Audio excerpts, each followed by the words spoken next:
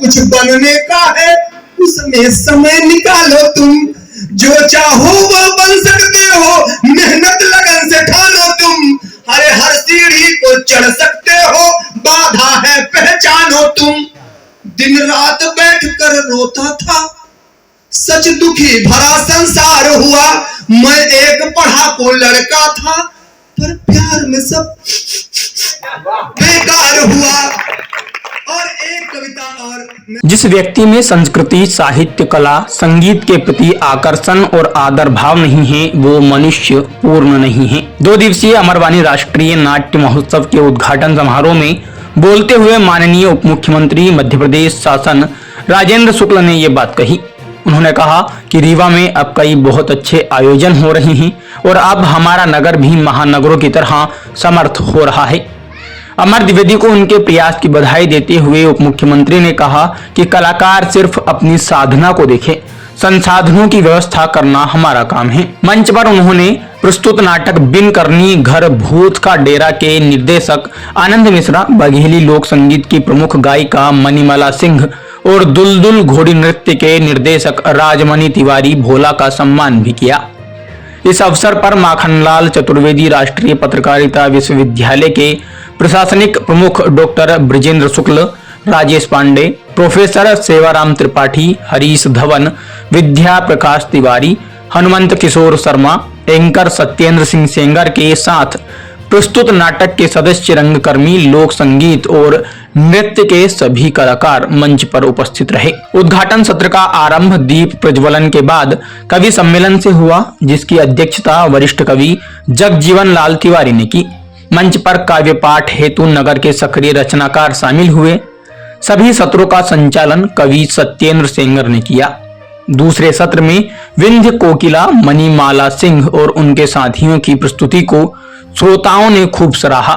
राजमणि तिवारी और अंशिका तिवारी के दुलदुल घोड़ी नृत्य ने खूब तालियां बटोरी। मेरे साथ अमरवाणी थिएटर के अमर बैठे हुए हैं। अमर यानी अमरवाणी, अमरवाणी ही अमर है, जो अमर कहते हैं वही अमरवाणी है।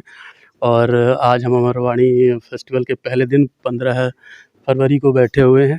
हमारे साथ भोपाल से आनंद मिश्रा भी आए हुए हैं, रीवा के ही रहने वाले हैं और बहुत पुराने रंगकर्मी हैं।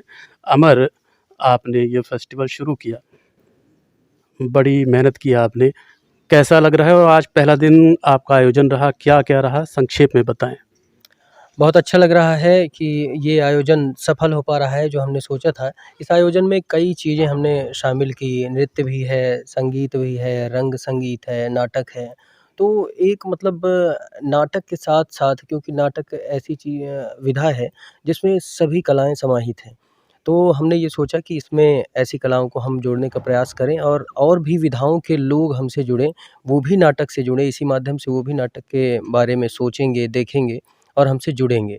तो आज जो था नाटक का पहला दिवस था, प्रथम सत्र में कवि सम्मेलन हुआ और कवि सम्मेलन के बाद में बघेली लोकगीत की प्रस्तुति हुई। उसके बाद दुलदुल घोड़ी नृत्य किया और फिर भोपाल से एक आनंद मिश्रा जी के निर्देशन में रंगमंच का समूह आया था। उसके द्वारा बिन घरनी घर भूत का डेरा नाटक का मंचन हुआ और उसका निर्देशन आनंद मिश्रा जी ने किया। लेखन जो है तो दया प्रकाश सिन्हा जी का था। तो इस तरह से ये आज का आयोजन था। कल भी ये आयोजन शुरू रहेगा और कल हमारे 3 कार्यक्रम होंगे।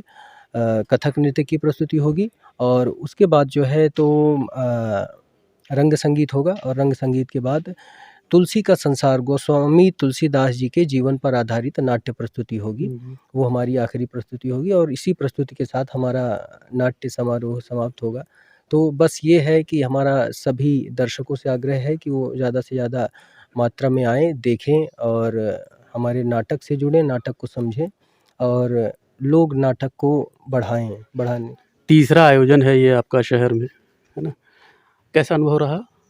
बहुत अच्छा अनुभव रहा। मेहनत भी लगती है, बहुत सारी चीज़ों को इकट्ठा करना पड़ता है, कई लोगों को जोड़ना पड़ता है। तो लगे हैं लगातार प्रयास में कि धीरे-धीरे लोग थोड़ा-सा जागरूक हों, कला के लिए भी उतना ही सहभागी बने जितना और काम के लिए बनते हैं। तो इससे हम कलाकारों को बल मिलेगा और हम कलाकारों को तो मिलेगा ही। हमारी जो क्षेत्रीय संस्कृति है, हमारी लोक संस्कृति है, हमारी भारतीय संस्कृति है, उसको भी बढ़ावा मिलेगा और सभी लोग उसको जानेंगे, पहचानेंगे, महसूस करेंगे।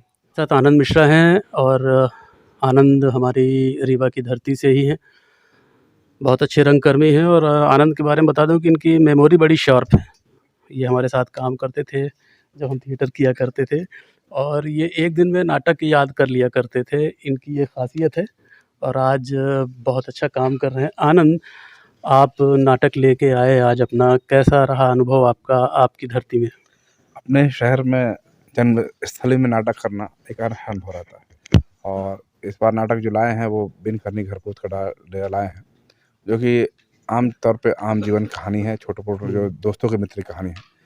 तो मुझे यहाँ आके बहुत अच्छा लगा और आज जो माननीय उप मुख्यमंत्री जी ने कहा कि कला के लिए उन्हें इतने मंच बना दिए हैं कि आज नाटक के लिए सभागृह की कमी नहीं है। नहीं तो एक टाइम हम देखते थे कि साल में एक नाटक कर पाते थे, बड़े जद्दोजहद से आपके साथ और सब लोगों के साथ जब करते थे तो एक नाटक साल में हो पाता था और आज इसी शहर में लगभग 4 या 5 फेस्टिवल होते हैं। तो मैं गर्व से बहुत गौरवान्वित महसूस करता हूँ कि वही शहर है जहाँ हम एक नाटक बड़े मुश्किल से करते हैं, आज 4 फेस्टिवल हो रहे हैं और इस शहर के लोगों को मिल रहा है। ये तो ठीक है। आप तो विदेशों में भी और बाहर भी शो करके आए हैं। यहाँ के ऑडिटोरियम्स के बारे में आप क्या कहना चाहेंगे जो बने हुए हैं?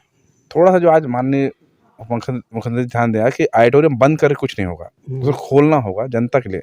कोई भी बिल्डिंग जो होती है वो व्यक्ति से सुसज्जित होती है, ना कि उसके बिल्डिंग स्वरूप से। तो जब तक वहाँ आदमी नहीं आएंगे, व्यक्ति नहीं आएंगे, तो उस बिल्डिंग का कोई अर्थ नहीं है। तो कम से कम इस ऑडिटोरियम में लाइट को लेके और साउंड को लेके थोड़ा सा व्यक्ति रखें, कुछ लोग रखें जो काम करें, लाइट सेट कर पाएँ, क्योंकि लाइट अभी क्या है कि एक जगह फिक्स हो गई है, कहीं सेट नहीं होती, तो वो सेट करने के लिए आदमी होना चाहिए। तो जो जब ऑडिटोरियम बना तो उसके लोग रखें, टेक्निकल लोग रखें और ये कलाकारों जहाँ दें, तब तो इस ऑडिटोरियम की सुंदरता है, नहीं तो ये निर्जीव हो जाएगा। जहाँ तक मुझे लगता है कि ये तो एक यूनिवर्सिटी का है, उनका ऑडिटोरियम है, उनकी व्यवस्था है। पर रंगकर्मियों के लिए मुझे नहीं लगता कि अभी तक कोई भी हॉल ऐसा है जहाँ उनको मिल सके जगह और वो अपने मन का कर सकें। आपका इस बारे में क्या कहना है? अभी अलग से रंगकर्मियों के लिए नहीं है, ये तो बात सही है, लेकिन जो ऑडिटोरियम है सरकार को उसी को इस रूप में कर देना चाहिए, सुधारा जा सकता है। एक नियम बनाना चाहिए कि रंगकर्मियों के लिए आराम से दिया जा सके, रंगकर्मियों को स्वतंत्रता के लिए दिया जा सके, उनके मंचन के लिए दिया जा सके कम से कम, और उसको व्यवस्थित कर देना चाहिए। तो जब वो अगर इस विश्वविद्यालय के रूल में आ जाएगा तो अपने आप यहाँ लोग आएंगे बाहर से करने के लिए। जब लोग ज़्यादा आएंगे तो इस विश्वविद्यालय का भी प्रचार होगा। तो कुल मिलाकर आनंद जी का ये कहना है कि जो यूनिवर्सिटीज़ हैं और जो भी संस्थाएं या जो भी प्राइवेट ऑडिटोरियम हैं, उनको इस बारे पे ध्यान देना चाहिए, सुधार करना चाहिए। आप आगे भी आते रहें और रीवा के रंगमंच को देखते रहें। आप सभी का धन्यवाद।